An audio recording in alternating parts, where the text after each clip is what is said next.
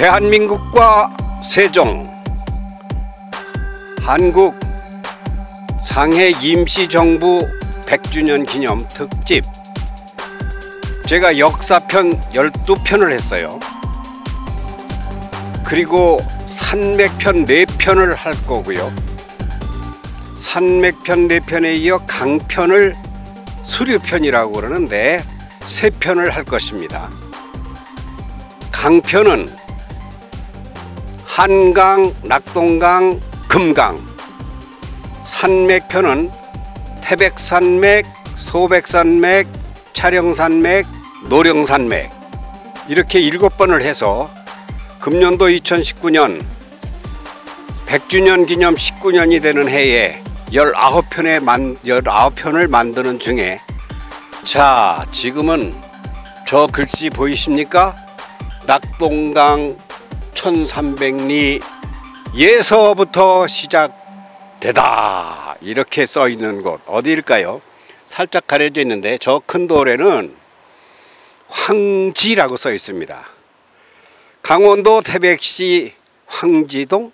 황지동일 거예요. 황지못에 와 있습니다. 황지못 다 아시죠? 검색하면 해봤을 테고 낙동강의 발원지입니다. 낙동강 검색하면 한 500km가 넘게 나오는데 태백산맥이 600km가 되고 하여튼 참 우리나라에선 가장 긴 강입니다.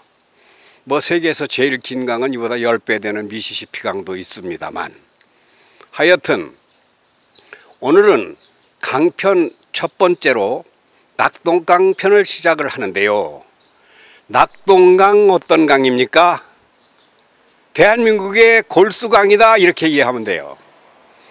태백산맥 줄기를 따라 계속 흘러가는 뼛속을 흐르는 강이다. 그 우연치 않게 신라도 그렇고 뭐 가야는 곧 신라와 합쳤습니다만 대한민국도 신기하게 강원도가 우리나라의 정치의 중심을 오래 했어요. 뼈다귀 노릇을 많이 한 거죠. 이 낙동강 발원지에 와서 이제부터 강편을 통해 대한민국 정부 수립 100주년의 의미와 강이 갖는 의미와 여기에서 우리가 알았으면 싶은 것, 제가 뭐 대단한 전문가는 아닙니다. 세종 인성학당장이에요. 그리고 나름의 역사서를 좀 썼고요. 이런저런 것을 살펴보려고 하는 중입니다. 여러분, 산맥편에서도 들으시고 강편에서도 계속 들으실 텐데 제가 이때마다 하게 될 말이 무엇인가 하면 산맥은 뼈요, 강은 살이다. 살. 사람이 뼈와 세포로 이렇게 조직되어 있다면은 뼈, 이거 얼마나 중요합니까? 뼈가 있으니 우리가 서 있습니다. 뼈가 없는 지렁이는 일어서질 못하죠. 대한민국도 이 지리학적, 지정학적 위치로 보면은 백두산에서부터 뻗어내린 낭림산맥에 이어서 이어지는 태백산맥이 대한민국의 등뼈 노릇을 합니다.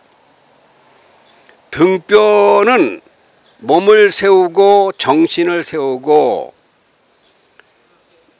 이 많은 갈비뼈 있죠. 갈비뼈를 거느림과 동시에 세포를 거느립니다. 세포를 거느리기 위해서는 세포가 뭐예요? 결국은 물이 제일 많죠. 물이 70%라고 하는 것이 우리의 몸이죠. 이 물은 어떻게 공급되느냐? 강을 통해서 공급됩니다. 이건 우리가 만든 게 아니에요. 자연이라고 하면 맞습니다. 아니 또 기독교인들은 이것은 하나님의 창조의 법칙이다 이렇게 하면 맞습니다. 그런데 우리가 등뼈나 갈비뼈나 우리의 전신을 흐르는 혈맥이나 신경계통이나 이런 것에 대해서 동정맥 이런 걸 잘 뭐 알 이유는 크게 없습니다만 잘 모르죠. 강을 한번 생각해 보자고요. 강은 무슨 일을 합니까? 다른 말로 해서 등뼈는 아버지다 한다면 강은 어머니다 그 얘기입니다. 어머니는 젖을 주죠. 젖. 우리의 양식을 공급해 주죠. 그래서 물은 생명이다 라고 하는 겁니다. 황지못, 여기서부터 500km 넘게 흘러가는 이 발원지에서 생각해 보는 것은 여기서부터 시작해서 저 강원도를 거쳐 경상도 끝까지 부산까지 많은 사람들을 먹인다, 우유다, 젖이다. 그 물이 생명이에요. 알고 보면 물이 첫째죠. 아니 그 위에 뭐 공기가 있습니다만 세 번째가 토질입니다마는 이 물 발원지, 그런데 물이 오염돼서 걱정이 많이 되기도 하고 때는 지금 그런 세월인데, 이 낙동강 발원지에 와서 한번 생각해 볼 것은, 자 그럼 낙동강 발원지가 여가 제일 먼 곳이라고 하는데 낙동강 발원지가 몇 개나 될까요? 앞으로 강편하면서 매번 여쭤볼 건데 여기 딱 한 군데일까요? 그렇지 않습니다. 골장마다 계곡마다 산마다 동네 마을마다 산속에 있는 옹달샘마다 길고 짧은 거는 이제 여기가 제일 길다고 보자고요. 좀 짧아서 그렇지 여기서부터는 530km다 하면은 어디는 500km짜리 어디는 300km짜리 뭐 100km짜리 하여튼 낙동강 유역의 그 잔가지 뭐 강, 천, 하천, 소로, 지류 뭐 이렇게 합니다만서도 사실 낙동강 발원지가 굉장히 많아요. 아니 한강도 마찬가지고 그 많지만 가장 먼 곳, 그리고 특별히 이 황지못은 와서 이제 이 배경에서 혹시 찍은 게 보이시려는가 모르겠는데 윗물, 중간물, 아랫물, 이거를 한문으로 상지, 중지, 하지라고 합니다. 이때의 지는 못지자예요. 위의 못, 중간의 못, 아래의 못. 자 이제 낙동강에 대해서 서론 같은 말씀은 이 정도면 알아들으셨겠죠. 그럼 지금부터 산맥은 뼈요. 뼈는 무엇입니까? 정신입니다. 우리 뼈로 감싸고 있는 곳이 우리 심장입니다. 산맥이 감싸듯이. 그리고 두뇌가 이 뼛속에 들었어요. 아주 소중한 것이 뼛속에 들었어요. 그러면 뼈가 왜 존재하느냐? 그 소중한 것을 감싸고 지탱하고 유지하고 생명이 보존되게 하기 위해서 뼈가 있습니다. 다시 말하면 살게 하기 위하여. 산다는 것은 무엇입니까? 식물이죠. 음식이죠. 환경이죠. 그런데 그 중에서도 물이다 그 얘기입니다. 그러니까 물은 우리의 삶의 원천이 됩니다. 그러면 여기서 우리가 느껴볼 수 있는 것은 옛날부터 하는 말이 물은 제 길로 가고 자갈은 절로 처진다 이런 말이 있습니다. 물이 한 가지 할 수 있는 것은 무엇인가만 물에서 우리가 배울 수 있는 교훈은 물은 낮은 곳으로만 갑니다. 물이 높은 곳으로 흐르는 것은 지구에는 없습니다. 물이 높은 곳으로 가기도 해요. 어떻게 갑니까? 태양이 내려서 복사열을 발생시켜서 수증기가 올라가서 응결시켜서 구름을 만들어서, 이 얘기는 별개고 좀 다른 이야기고 그건 기체, 공기 그쪽 이야기고, 물은 하여튼 낮은 데로 간다. 물은 높은 데로 거슬러 올라가지 않는다. 이 말은 순리를 따라 산다 그 얘기입니다. 우리가 강에서 배울 교훈은 느껴볼 만한 것은 겸손이라고 하거나 남을 나보다 낮게 여긴다거나 받든다고 하는 거, 희생, 봉사 이런 것이 강에서 배울 교훈입니다. 물은 밑에에 많은 백성을 거느립니다. 백성이라고 하면 이상하지만 수량을 거느립니다. 위로 갈수록 삼각형처럼 물이 한 방울로부터 시작돼서 차츰차츰해서 그 억만 톤의 물이 밑에 거느려집니다. 그 많은 물들이 전부 다 낮은 자리로 낮은 자리로 낮은 자리로, 이 말은 무엇인가 하면 제가 인성학당장인데요.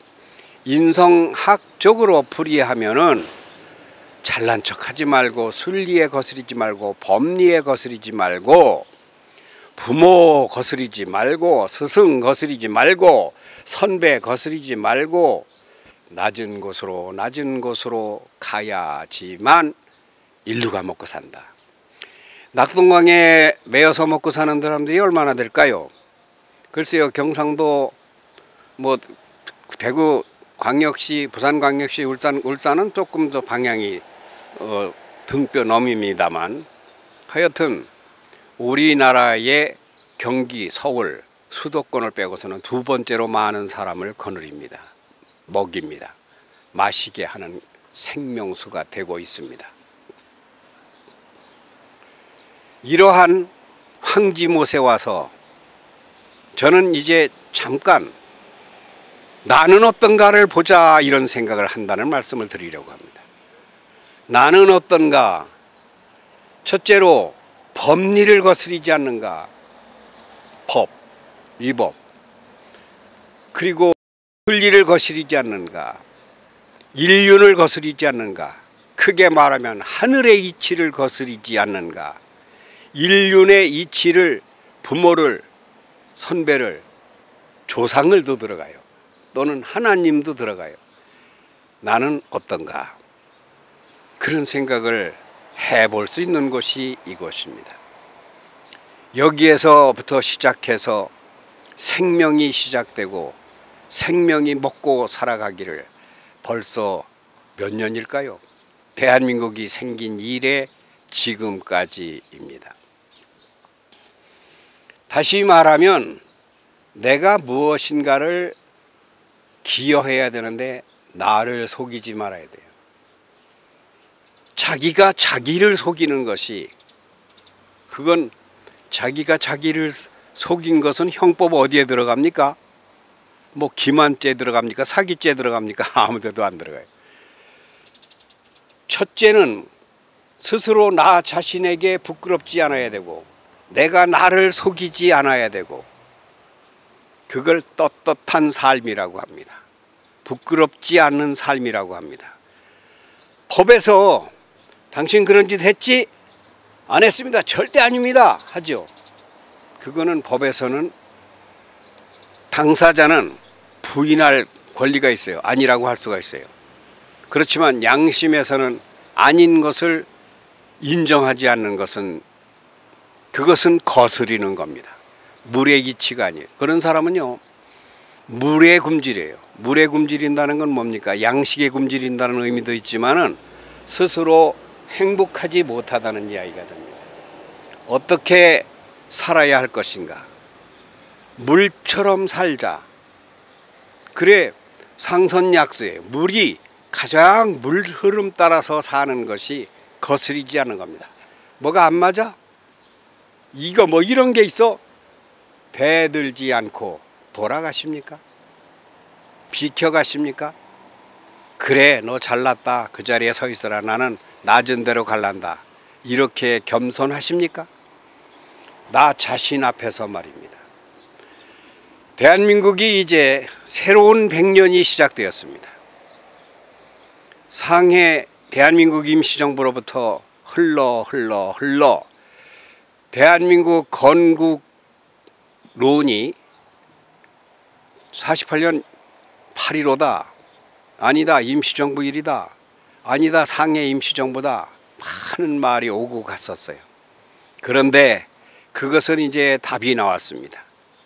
정부가 공식적으로 문재인 정부 들어와서 대한민국 임시정부 수립일인 1919년 4월 12일을 대한민국 건국절이란 말은 안 썼어요.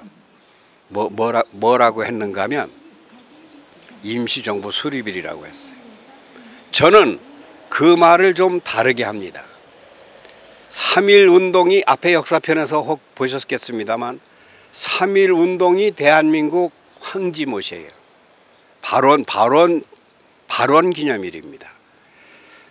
거기서 상해 임시정부에서가 생기기 전에 3.1 운동이 상해 임시정부를 태동시킵니다. 그래서 상해 임시정부를 뭐라고 말하는가 하면 개국 선언절이다. 발원절, 선언절, 그리고 정부 수립절 1948년 8월 15일 정부 수립절 이렇게 나누어서 보아야 합니다. 이 역사에도 진실이 있고 과학도 진실이 있지만은 이 자연에도 진실이 있습니다. 자연의 진실은 여기 황지못이 1500만이 어떻게 되는 거예요? 한 2000만 좀 안 되는 것 같네요. 등뼈 줄기를 타고 경상도 사람들을 다 먹여가고 있습니다. 거스리면 안 됩니다. 그리고 한강 쪽에서는 한 3000만, 2000만 넘는 사람들이 한강물을 먹고 삽니다. 금강 쪽에는 그렇게 많지는 않아요. 물론 호남 지역도 있고 합니다만서도. 자, 이곳 강원도 태백시 황지동 황지못에 와서 내용이 알차지 못하고 부실할지 모르지만 그래도 한 번쯤 생각해 봅시다. 나는 법리를 거스르지 않는가? 나는 천륜을 거스르지 않는가? 나는 무엇보다도 겸손한가? 남이 편한다면 내가 돌아가 버리는가? 내가 그렇게 양보하는가? 가장 중요한 것은 그런 점에 있어서 나 자신 앞에 법 앞에 떳떳한 거 중요해요.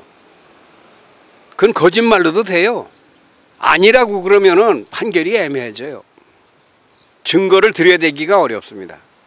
법 앞에보다도 더 중요한 나 자신에게 떳떳한가? 이걸 한번 생각해 보면 좋을 것 같습니다. 나에게 떳떳하고 아내에게 떳떳하고 자식에게 떳떳하고 대한민국 국민으로서 떳떳하고 더 올라가면 하나님께도 떳떳한 게 뭐겠습니까? 배려입니다. 양보입니다. 봉사입니다. 낮은 자리를 즐겨하는 것 아닐까요? 이런 말씀을 드리면서 짤막한가요? 짤막하면 이제 이 산림교육 전문가가 있어요. 이암 선생님하고 여기 앉기 좋은 데가 한 군데 있네. 여기 앉아서 잠깐 강 얘기 좀 해보겠습니다.